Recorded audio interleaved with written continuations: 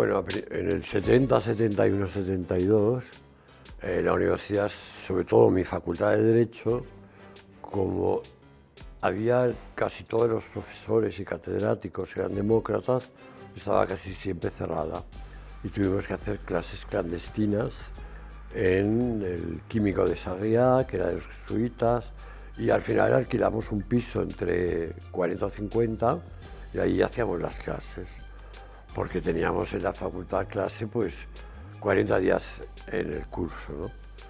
Entonces fue a principio de tercero cuando cambió todo de repente.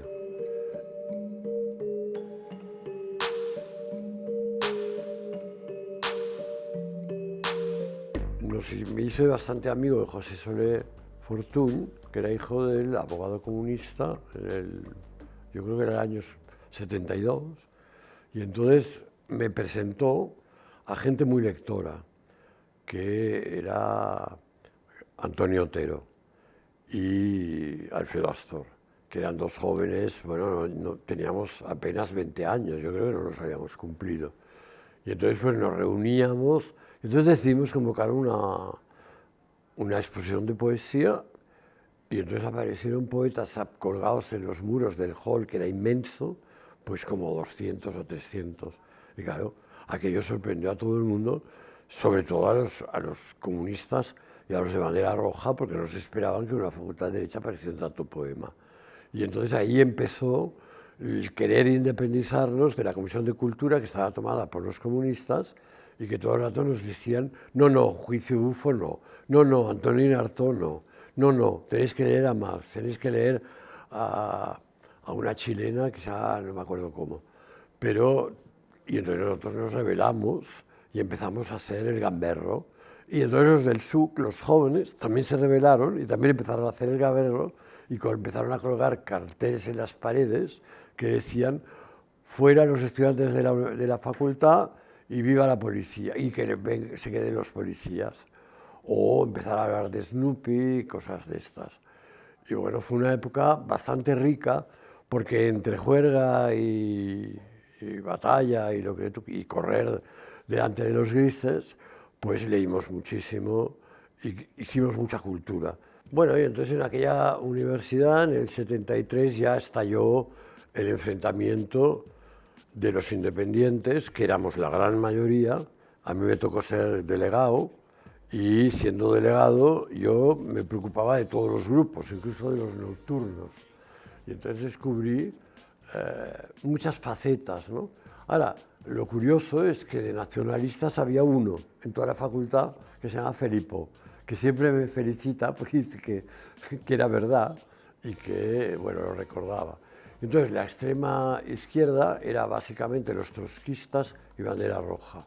Y estos querían manipularnos a toda costa, porque nosotros emprendíamos como queríamos acampar en la catedral, tomar la catedral y volver a montar una capuchinada como la del 66, para protestar contra todo tipo de autoritarismo. Ya habíamos descubierto que había un autoritarismo franquista que ya no nos interesaba, porque Franco para nosotros ya era un cadáver, y en cambio el otro autoritarismo, que era el marxista-leninista, etcétera, sobre todo el de bandera roja, que querían el poder por encima de todo, era el único que les interesaba, Soletura, etcétera, pues claro, ellos manipulaban las votaciones para elegir a rector, bueno, a decano, y nosotros ya nos rebelamos totalmente, y es cuando nos queríamos encerrar en la catedral, y nos reunimos 1000 en el jardín de los jesuitas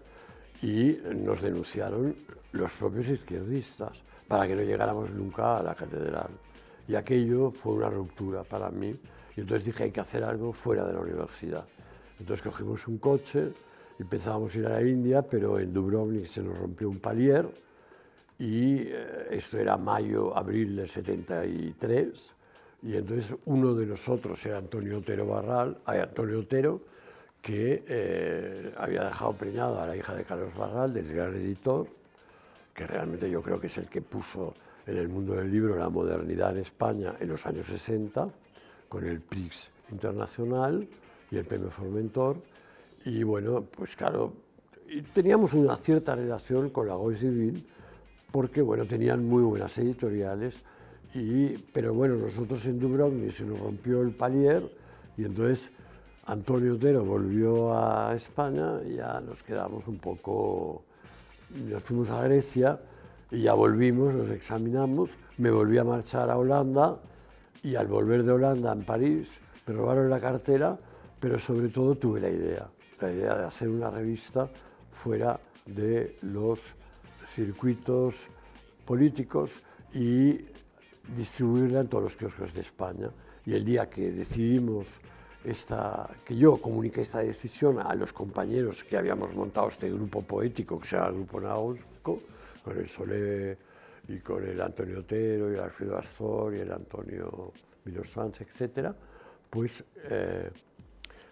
nos reunimos en un bar, en un restaurante, que también iban los de la Gois Divine a veces, sobre todo los arquitectos y la Rosa de Gas, y la Flora, que era la dueña del restaurante, nos hizo el plato típico de su pueblo, que era el ajo blanco. Fue la noche del ajo blanco cuando yo comuniqué que iba a hacer una revista y que quién se apuntaba. Todos levantaron la mano y ahí empezó el proceso de crear una revista con Franco vivo y en una época impensable de que se pudiera llegar a ser unos niños que tenían 21 años. Nosotros, para ser Ajo Blanco, nuestra primera inquietud era encontrar gente que pensara como nosotros fuera de nuestros círculos. Entonces, claro, una revista era el medio, porque una revista podías hacer manifiesto. Entonces habíamos hecho muchas lecturas y había visto muchos cines, sobre todo en Perpiñán, yendo en un 600, que era un coche pequeño, no había autopistas, y salíamos a las 7 de la mañana para llegar a las 11 o a las 12 o a las 10, y íbamos 5 en un coche apretujados y tal, y luego a la vuelta traíamos libros y a veces nos desmontaba la policía en la frontera del coche porque nos encontraba algún libro clandestino como Letra Franco de Arrabal, ¿no? Que esto nos lo desmontaron. Y bueno, pero nosotros nos lo tomábamos a cachondeo porque nos mofábamos de la policía, porque claro, cuando habían entrado en clase era genial porque las niñas saltaban por la ventana y entonces se rompían los tacones y empezaban a gritar y entonces las podíamos tocar. Entonces, claro, y se acababa la clase. Entonces, quiero decir, siempre había que dar la vuelta. Nosotros ya somos una generación que a la policía siempre le dimos la vuelta, aunque a veces alguno acabó detenido y apaleado, pero era uno contra 700, ¿no? Entonces, bueno, entonces fue una época en que nuestro nutriente cultural era muy variado. Yo creo que las presentaciones de Barral, con Jaime Gil de Viedma, Ana María Moix, siempre, Félix de Azúa incluso, aunque era muy antipático, muy cerrado, y Javier Marías, que también vivía en Barcelona en aquella época, también era muy cerrado e incluso desagradable, pero había gente muy asequible, ¿no? Y entonces esta gente pues nos guiaba un poco. Luego había unas librerías que de alguna forma empezaban a funcionar libros contraculturales y en esas encontré el gran manual, el libro de María José Ragué, California Trip, que era como un manual de todos los movimientos sociales que aún hoy están todos vivos, que es el feminismo, la ecología, y todo esto me llamó mucho la atención.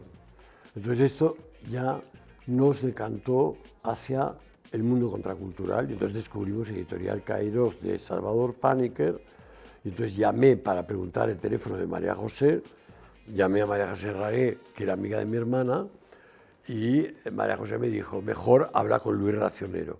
Pero nosotros ya habíamos sacado el número 0 y en el número 0, preparándolo, encontré por la calle a Toni Puig, que era un catalanista, y él fue quien me presentó al Pep Rigol, fotógrafo que tenía contacto con Foncuberta y con los de Nueva Lente de Madrid, luego con Albert Abril y Quim Monzó. Quim Monzó entonces era un diseñador, todavía no escribía ni mucho menos libros, y Albert Abril casi intentaba hacer cine. Y Claudio Montañá, que era crítico de música y era un chico de Manresa, con toda la trayectoria de lo que ocurrió en Manresa, con la casa de ejercicios de José Antonio, que había la cueva, y a la cueva iban los hippies californianos a tomarse un ácido y en la plaza de Manresa conectaron con el hijo del panadero, que era Claudio Montañá, que se volvió un gran crítico de música. Entonces todo era casualidades. Nuestra cultura en realidad fue creciendo por casualidades, no con un método, porque no había método. Y esto nos hizo ser espontáneos y buscar en la calle lo que no existía en otro lugar.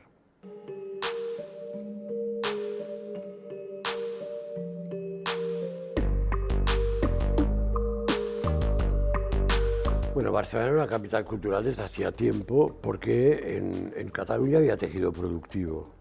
Y el tejido productivo implica muchas cosas, implica libertades. ¿Por qué? Porque había tejido productivo de la siguiente manera: alta burguesía, media burguesía, pequeña burguesía, grandes fábricas, medianas fábricas, pequeñas fábricas. Luego había artesanos, había grandes talleres metalúrgicos y de coches y de todo, talleres pequeños y talleres medianos. Y luego había artesanos. Entonces era un mundo en el que no habían funcionarios, habían muchos fabricantes, habían ingenieros y habían artesanos. Por lo tanto, había una sociedad productiva. Claro, una sociedad productiva es una sociedad que necesita cultura y entonces que atiende libros, y entonces habían editoriales.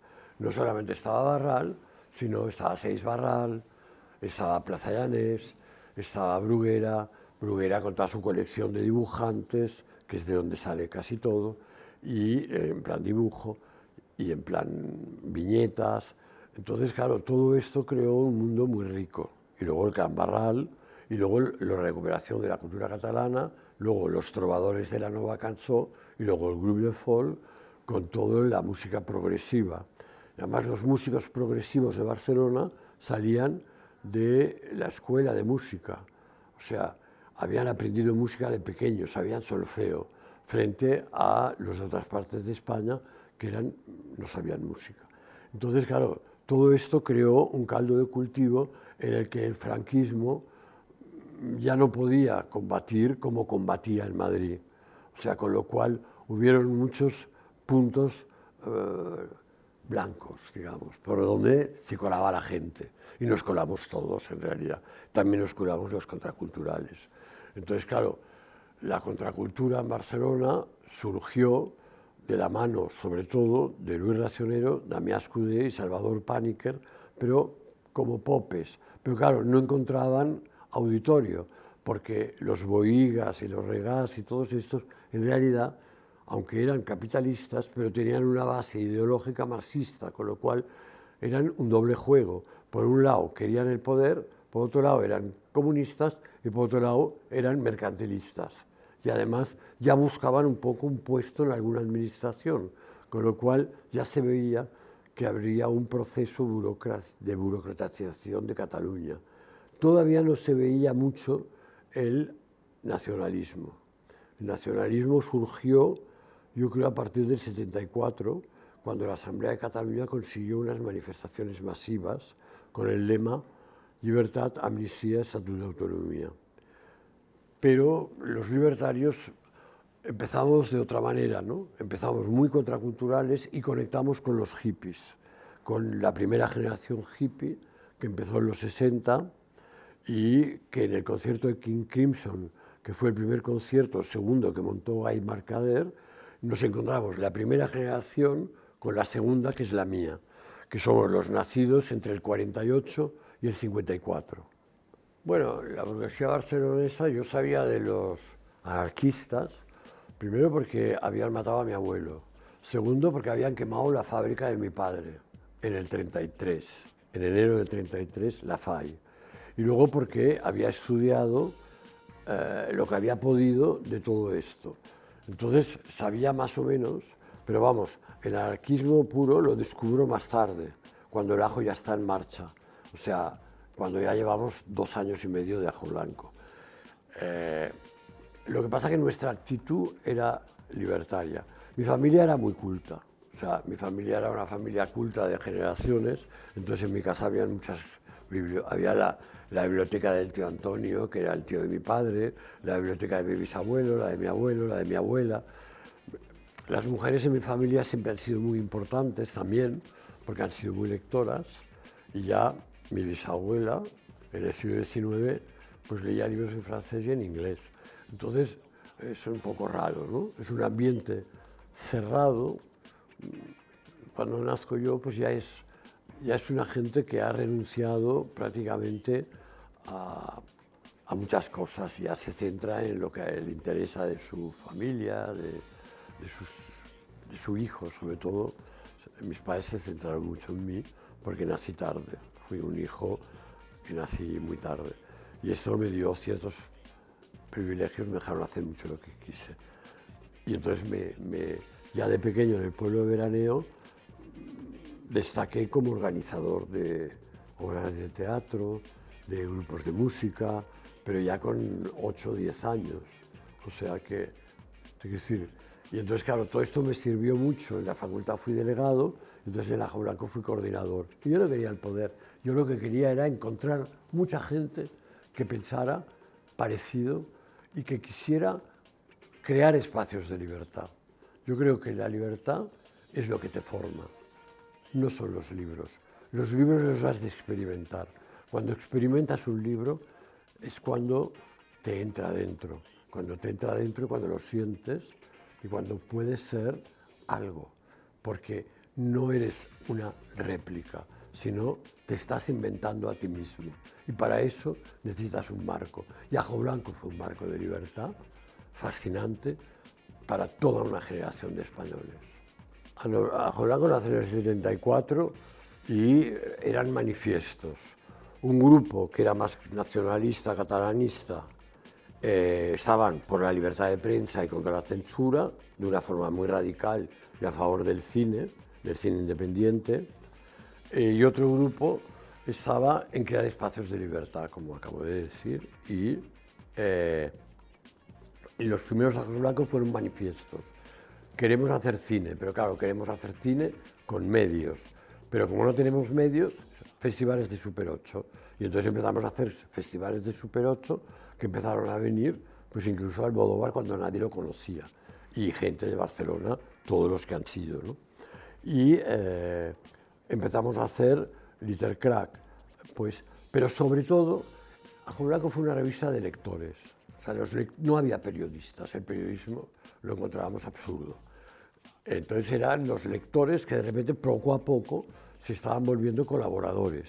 Y entonces, a través de llamadas, pues creábamos los colectivos.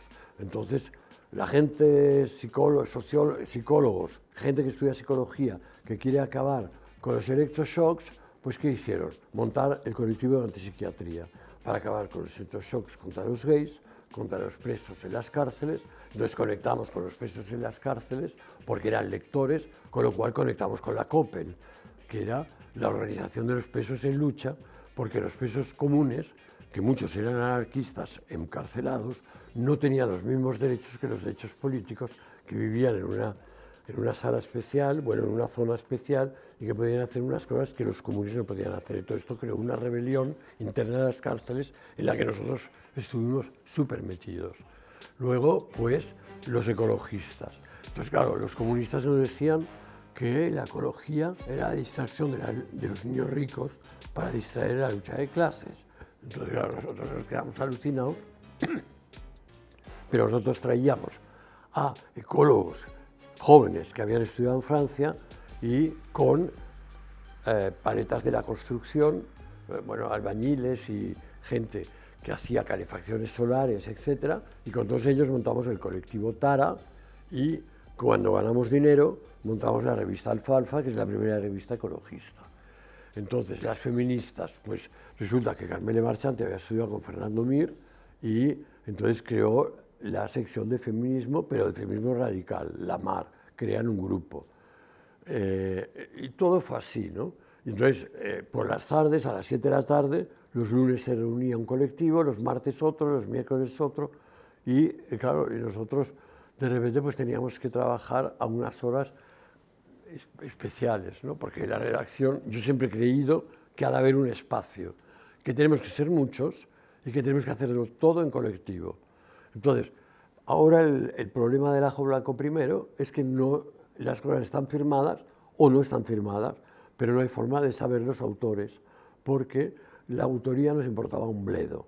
Lo que nos interesaba era el contenido. Y había una sección que ya fue el acabose, que fue la cloaca, por la que yo creo que pasaron unas 6.000 personas, que era como el Internet de entonces. Y en esta sección es donde empezó la contracultura madrileña, o parte de la contracultura madrileña, a través de los avisos que se conocieron, por ejemplo, los que crearon el grupo Antípodas en la revista MMM, y también a imagen y semejanza crearon un local en la calle Augusto Figueroa, y fue, junto con el Ateneo Politécnico, los dos únicos locales, porque todo lo demás pasaba en el rastro los domingos, y los domingos que la policía no intervenía.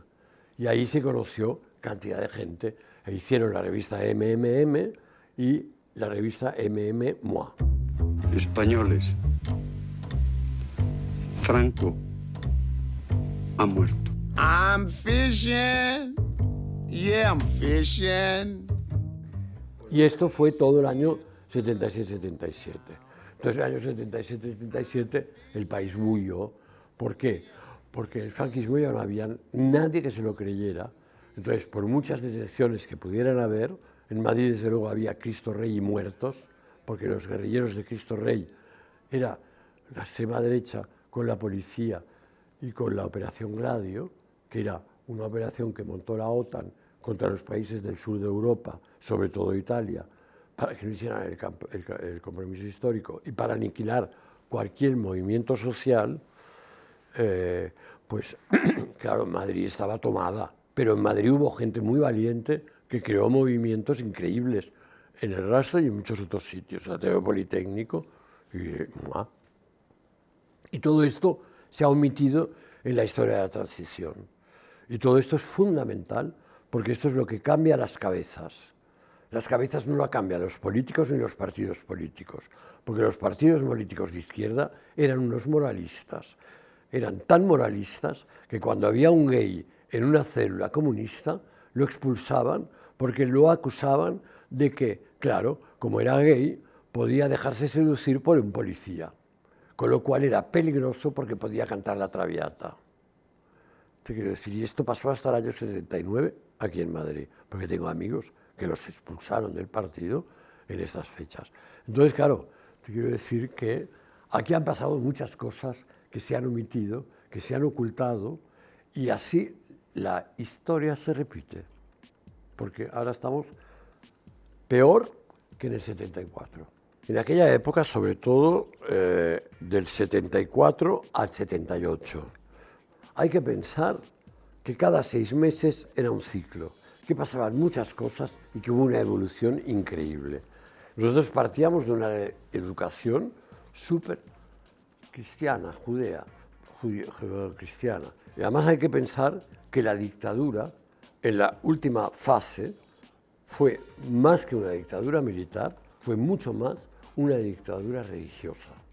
Por lo tanto, la moral ultracatólica estaba en la enseñanza, con lo cual, ¿cómo te sacabas el complejo de culpa? Luego no había ninguna información sexual, no sabías nada de lo que era la regla, de lo que eran las eyaculaciones precoces. En muchos comedores españoles, el hijo no podía hablar, y cuando hablaba se dirigía al padre de vos. Y esto también se ha olvidado. Esto en el año 74 y 75. Y en pueblos también de Cataluña, no en pueblos de Huelva o de no sé dónde. Si la C con la I hace sí y la Z con la I también hace sí, una de las dos está de más, padre.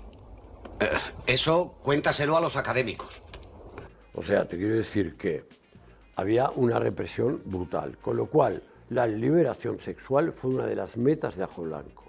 Primero, informando, pero por las cartas que recibíamos, porque hacíamos una encuesta sexual y las respuestas eran: querido Ajo, 4 páginas y nos contaban violaciones de padres, de hermanos, castigos porque las crías habían manchado el suelo de sangre y no sabían lo que era, y cosas espeluznantes.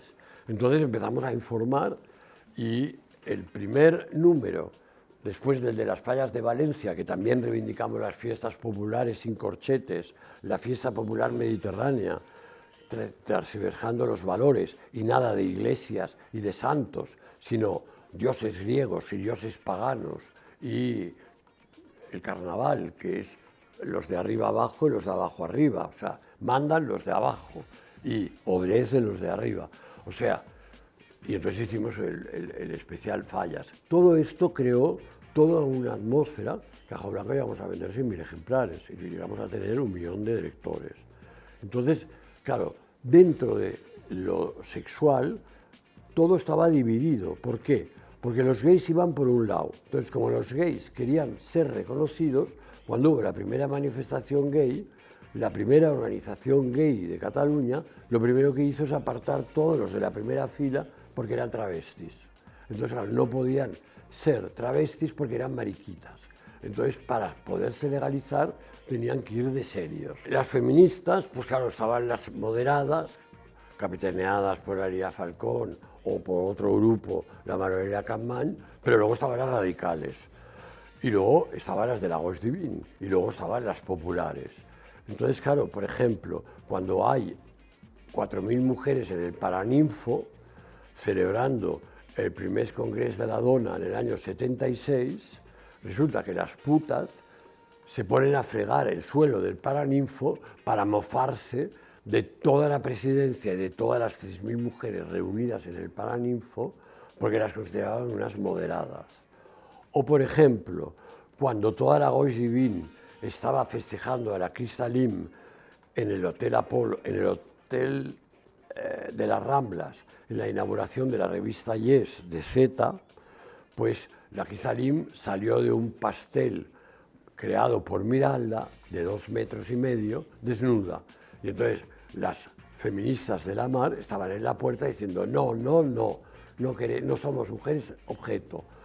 Fuera los hombres con pollas que hay que cortársela, etc. O sea, con mucha gracia, todos eslóganes, pero claro, hubo allá un enfrentamiento entre diferentes tipos de feministas, con lo cual hablar de LGTBI entonces era muy complicado, y más, primero porque ni se nos había ocurrido, pero para Ajo Blanco, que acogíamos un poco los movimientos plurales, o sea, travestis, gays, feministas blancas, feministas del medio, o sea, éramos muy plurales, porque yo siempre he sido una persona que he creído en el diálogo, y mis compañeros, sobre todo Toni Puig y Fernando Mir, que son con los que montamos el Ajo Blanco en serio, junto con 2 personas y otra por otro lado, 2 personas que eran radicales, que era Juan Santi Soler, que había sido el ideólogo del Milia, que a salir de la cárcel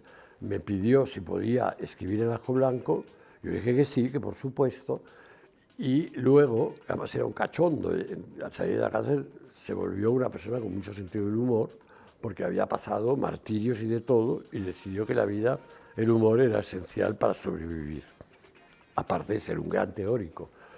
Y bueno, él fue uno de los grandes colaboradores de Ajo Blanco, y además venía todas las tardes. Y luego Juanjo Fernández, que era un joven radical, y por otro lado estaba el Racionero con toda su humanismo de arquitectura, su ir contra tapies y contra la pintura según cómo, porque le gustaba el Renacimiento, pero Racionero nos metió en la cabeza una cosa muy importante, y es que teníamos que ser leonardescos, jamás piezas de una máquina eficiente para ser esclavos.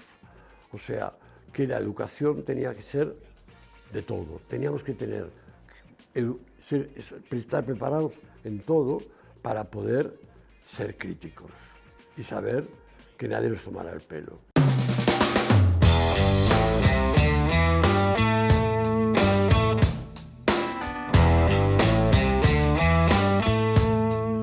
Entonces, bueno, todo esto degeneró todos estos movimientos en las jornadas libertarias del 77 en Barcelona, en el Parque Güell, 500.000 de personas liberándose, porque yo creo que toda la gente, o el 50% del 500.000 de personas, follaron entre los árboles y entre los arbustos, porque fue, como dice Sisa, un colocón generalizado, pero porque era la ruptura del franquismo, el fin del autoritarismo, la libertad. Yo creo que eso es lo más importante. Entonces se dice, es que no tuvo consecuencias. Evidentemente no las tuvo. ¿Pero por qué no las tuvo? ¿Por la heroína? Yo he caído en esa trampa. No. Las consecuencias es por la crisis económica. Y la crisis económica, o sea, cuando los Estados Unidos en el año 72 rompen la paridad oro-dólar, o sea, oro $36 la onza de oro, empieza la economía especulativa. ¿Y qué pasa? Que hay una decalage en toda Europa y en todo el mundo libre. Dicen que por la crisis del petróleo, y sí, fue por la crisis del petróleo, pero también fue contra la contracultura, contra el Mayo francés, contra todos los movimientos que se habían gestado en todo Occidente contra el capitalismo tal como estaba funcionando entonces, antes de que apareciera el capitalismo especulativo. Claro, porque los americanos a partir de este momento podían fabricar dólares a su antojo y entonces la inflación fue brutal y el precio de las materias primas subió brutalmente. Entonces, claro, ¿qué pasó? Que esto ayudó mucho a que los movimientos sociales que estaban emergiendo dentro del mundo antiautoritario no pudieran sobrevivir porque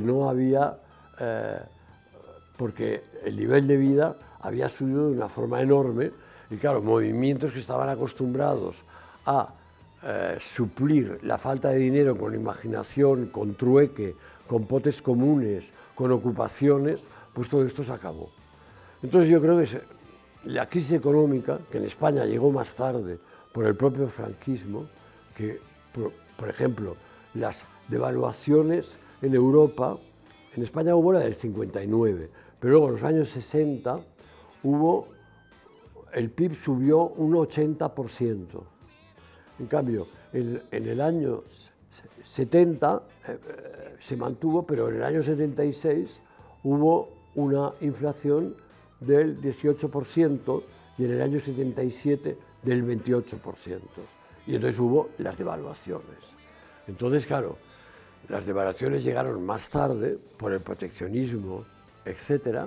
Y entonces el pum vino después de las jornadas libertarias, que por otro lado la CNT metió la pata al montar una huelga de gasolineras que paralizó Barcelona, la volvió a ser la Rosa de los Fuegos. Lo que la huelga de las gasolineras fue una huelga que yo creo que fue demasiado rápida. O sea, la CNT necesitaba un pozo de tiempo para saber qué pasaba con el movimiento libertario, que era lo que la estaba alimentando, aparte de las clases trabajadoras, pero por cada trabajador que se afiliaba a CNT habían 100 libertarios.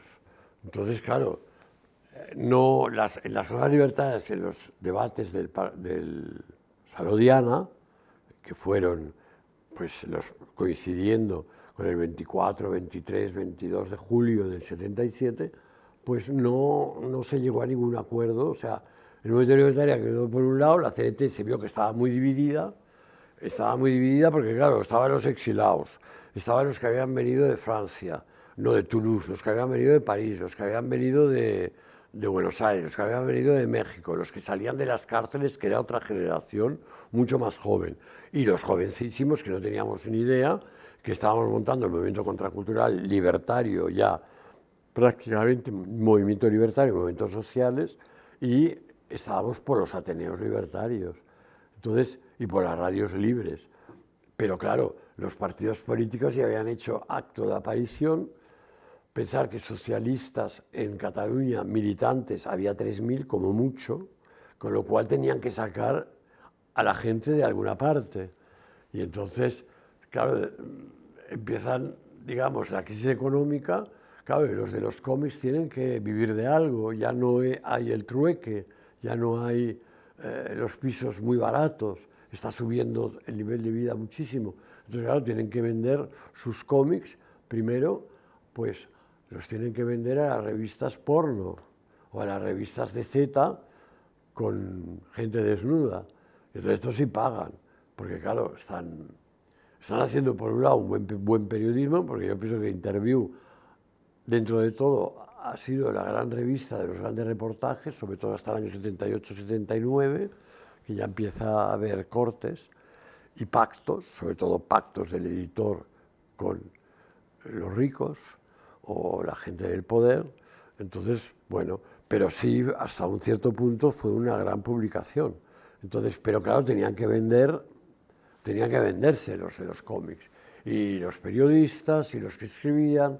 Entonces, claro, empieza a haber un cambio y luego entra la heroína en plan fuerte, y sobre todo la heroína entró en los ateneos libertarios y descabezó por abajo a los ateneos libertarios, y la gente de arriba huyó y se metió en las organizaciones que crearon los municipios democráticos. Y ahí se acaba la historia. Y entonces, por otro lado, las huelgas gasolineras del 77 de septiembre traen a Tarradellas para intentar pasar el problema social a un problema emocional. Ciutadans de Catalunya, ja sóc aquí! Bueno, el caso Escala es muy complejo. Yo lo estudié en los años 2000 con Kiko Rivas y llegamos a la conclusión de que el caso Escala no fue creado en España. Fue creado en la Operación Gladia, y no por Martín Villa, sino por el general Cortina, que era un enlace con la OTAN. Entonces, lo que pasa es que el ministro del Interior lo que hizo es utilizar esto como una bomba propagandística para cargarse a la Juventud Libertaria dependiente de la CNT. Pero es que a su vez en la CNT se habían infiltrado trotskistas, marxistas-leninistas, el PCI, que no se sabe muy bien lo que era, porque habían infiltrados metidos. O sea, que la CNT había sido invadida por gente que se había presentado en las primeras elecciones democráticas de la izquierda, muy izquierda, marxista, leninista, comunista, maoísta, y no sacaron diputados. Entonces, también esto hay que tenerlo en cuenta, con lo cual hubo toda una conjunción de hechos, y luego, sobre todo, lo que vino es la cultura del diseño, la cultura del yo. Se acabaron los pisos compartidos, se acabaron los almohadones en el suelo, se acabó en parte de la represión sexual, al menos de la fuerte, y ya se empezó a suprimir la ley de privacidad social, ya hubo el derecho de huelga, todos los derechos, y yo creo que la sociedad española se adormeció, y ya vino Felipe González y jauja. Pero claro, una falsa democracia como una casa, porque aquí no hay separación de poderes, como nosotros dijimos desde el principio y como ahora está totalmente encima de la mesa. Si gobernar es administrar unos bienes que son propiedad de todo el pueblo, es lógico que el primer propósito sea la relación directa con todos los ciudadanos. Bueno, en la época de Adolfo Suárez, claro, Adolfo Suárez es un presidente que de repente sale de la Falange y de Televisión Española y de repente empieza a decretar libertades. Entonces, claro, es muy curioso que pasara esto. Antes incluso de las elecciones se suprime el derecho de poderse asociar, de la libertad de prensa, todo esto pasó antes del 77 de las elecciones. El proyecto de ley ha sido aprobado. Se levanta la sesión. Entonces, claro, y de repente es un señor que le imponen 3 condiciones. No legalizar al Partido Comunista y lo legaliza. Entrar en la OTAN y no entra. Y no se podía presentar a las elecciones creando un partido político, va y lo crea. Digo, entonces, te quiero decir, esto se tradujo en la sociedad, porque a pesar de que hubiera una crisis económica horrible, a pesar de que hubieran más muertos que nunca por terrorismo de uno y otro lado, hubo la solución de la libertad. O sea, nosotros pudimos hacer lo que nunca más hemos podido hacer, que es pensar libremente sin sin el dirigismo actual o lo políticamente correcto o los socialistas que te tachaban porque no eras, o el diario El País, porque no eras de su canon, ¿no? Habla, pueblo, habla, tuyo es el mañana. Bueno, la época de Felipe González es una época que empieza con muchísima ilusión, pero que poco a poco te vas dando cuenta de que se destruye el tejido productivo, o sea, todo el proceso del cambio económico en realidad es cerrar astilleros, o sea, cumplir los acuerdos para entrar al mercado común. O sea, España, un país de servicios, y viva el turismo, el fútbol, etcétera, ¿no? O sea, ya el 82 pues empieza con el Mundial de Fútbol y con el triunfo de Felipe. Esperamos, por consiguiente, con una gran confianza su voto. Sabemos que ustedes van a votar por una alternativa clara, limpia y honesta. Entonces, bueno, al cabo ya de un poco de tiempo te das cuenta pues que hay mucha corrupción, que la cultura está totalmente subvencionada y luego que hay un periódico que nació con espíritu libre y que empieza a ser sectario, y tú sí, tú no, tú sí, tú no, tú sí, tú no. Y luego en Cataluña, el nacionalismo catalán, tú sí, tú no. Todos los que son como el señor Jordi Pujol, todos dentro. Todos los que no piensan como él, todos fuera. Entonces hay una división social que todavía dura. Entonces, claro, quiero decir, es muy difícil en estas condiciones que pueda surgir una cultura realmente de mucha calidad. Aún y así han habido excepciones, y excepciones muy considerables, y ha habido un proceso. Pero el felipismo yo creo que fue un régimen muy corrupto. El franquismo había docenado a la gente, aparte de la población, aparte con trabajo y no pasa nada, aquí no pasa nada, con lo cual, después de todo lo difícil que habían sido las épocas anteriores, aquí no pasa nada. Si no tenéis más que leer el ABC, vamos a ver, ¿qué vale una peseta? Una peseta. ¿Qué vale un marco? 20 pesetas. Pues esa trampa la han inventado ellos y se la ha creído todo el mundo. Hay gente que cayó en esa trampa, ¿no? Y poco a poco el franquismo fue creando un desarrollo y sobre todo hizo propietarios a la clase trabajadora que había emigrado a lugares que había industria y y los metió en barrios de especulación, pero eran propietarios de pisos, ¿no? Y en muy poco tiempo y por muy poco dinero.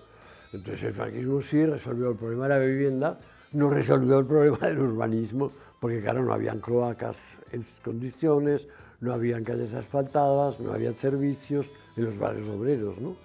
De hecho, la película 48, o 47, o 49, pues yo creo que es un ejemplo de aquellas luchas, ¿no?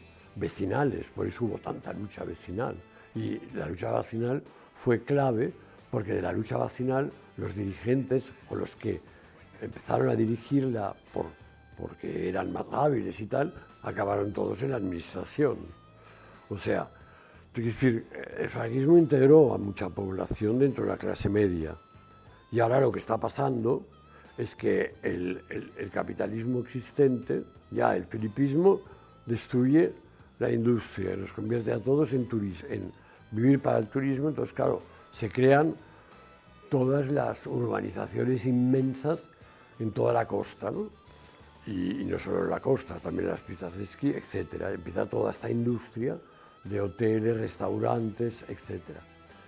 Y ya ahora, claro, hay un problema de vivienda horrible porque ya no hay más espacio o ya han especulado de tal manera y los que mandan ya no tienen ningún sentido social y ya les ha importado muy poco solucionar los problemas reales porque solamente se pelean por el poder.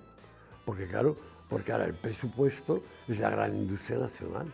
Entonces todo el mundo intenta sacar y claro, y entonces lo políticamente correcto, nadie se atreve a decir lo que piensa porque pueden perder lo poco que tienen.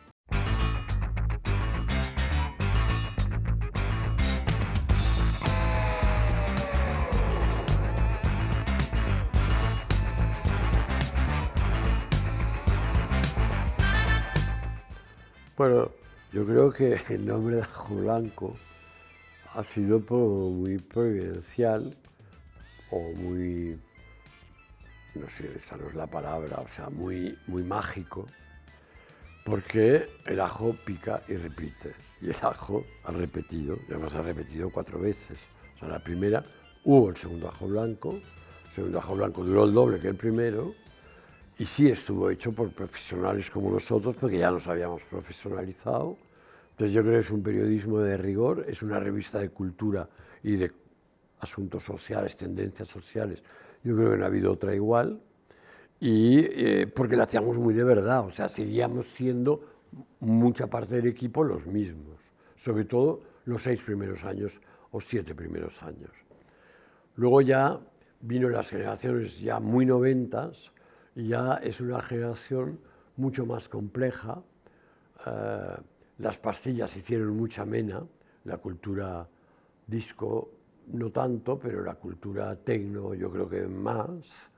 Y bueno, pero no obstante, es una revista que de repente hicimos grandes números, como el Informe Petras, o como los especiales Marihuana, o como los especiales de literatura, que eran emblemáticos, o como los especiales de cine. En realidad, ahora la vamos a colgar toda en Internet. Luego hubo una tercera época, que duró muy poco, que es el ajo, que fue una época, yo creo que el número 1 del ajo, que salió en el 74, es la revista más radical que hemos hecho nunca, y ahora la vamos a colgar en Internet también. Y luego ya en el 2017 hicimos el Ajo Blanco Revolvemos, con Fernando Mir otra vez, y con Carolina Espinosa, que es una chilena, porque claro, el segundo Ajo Blanco fue un Ajo Blanco muy volcado también en Sudamérica. En Sudamérica vendimos muchísimos ejemplares y no vendíamos por vender, sino porque es que estábamos en Sudamérica. Hay épocas que medio vivía en Argentina, aparte de en Madrid, ¿no? O sea, estaba Varna, Madrid, y luego Argentina, México y Cuba. Entonces, bueno, yo creo que el segundo Ajo Blanco también tiene un número súper especial, que es España no es una democracia, montada por Aranguren, San Pedro, Anguita y García Trevijano, que yo creo que es emblemático. Luego también hay el número en que Argullol y Trías dicen que el fascismo puede volver porque el fascismo salió de unas elecciones. Esto en aquel momento todo el mundo se quedó atónito porque nadie recordaba que el nazismo había salido de unas elecciones. Bueno, ahora pues acabamos de ver lo que hemos visto y espero no seguir viendo cosas así, pero te quiero decir que hicimos números muy espectaculares, ¿no? Historias de arte, o sea, era una revista por otra parte muy cultural, muy de crear cultura, de dar cultura y de debatir cultura, y con mucha amplitud. Nunca negamos no a nadie, ¿no? Cabían todas las corrientes excepto el franquismo y el fascismo, y el nazismo, por supuesto. El legado de Ajo Blanco yo creo que es importante, vamos a intentar mantenerlo. Tenemos una sociedad cultural sin ánimo de lucro. Esta asociación está preparando un nuevo una nueva web. Queremos en esta web hacer un blog o crear siempre, cada semana, cada 15 días, algo nuevo, y probablemente hagamos una fundación y el premio Ajo Blanco anual con un premio de investigación y vamos viendo, pero este país necesita revulsivos y sobre todo este país lo que necesita son espacios de libertad. Hay demasiada cultura subvencionada y hay demasiada cultura de burócrata. O sea, los centros culturales, llámese centros cívicos o como se llamen, no pueden estar regidos por funcionarios solamente. Tiene que haber algunos espacios libres en donde los jóvenes puedan entrar y salir, puedan autoorganizarse, porque es en esa autoorganización como van a descubrir las ventajas y lo que creas y lo que aprendes con la libertad. La libertad es lo que más enseña y esto es lo que nosotros practicamos siempre.